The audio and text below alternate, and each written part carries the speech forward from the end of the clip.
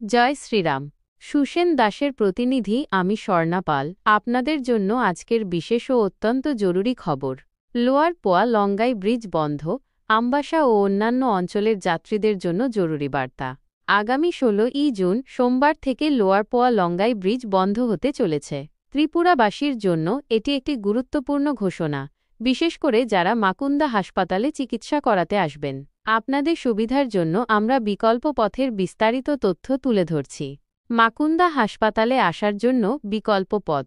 কুমারঘাট, মনু এবং আমবাসা থেকে আগতদের জন্য আপনারা পানিসাগর হয়ে দামছড়া বালিপিপলা হয়ে আসতে পারবেন। এই রাস্তাটি আপনাদের যাতায়াতের জন্য অনেক বেশি সহজ এবং সুবিধাজনক হবে। আগরতলা থেকে আগতদের জন্য আপনারাও পানিসাগর হয়ে দামছড়া বালিপিপলা হয়ে আসতে পারবেন। ধর্মনগর থেকে যারা আসবেন, আপনারা 20 নম্বর বটগাছের ডান দিকের রাস্তা ধরে করিকাই হয়ে ইচাবিল দিয়ে বের হতে পারবেন। এই জরুরি বার্তাটি ত্রিপুরার সকল মানুষের কাছে পৌঁছে দেওয়া আমাদের উদ্দেশ্য।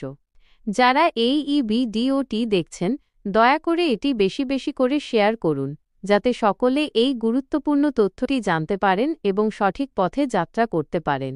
যদি এই প্রতিবেদনটি আপনাদের উপকারে আসে, তাহলে আমাদের আইডি ফলো করে যান এবং বেল নোটিফিকেশন অন করে রাখুন।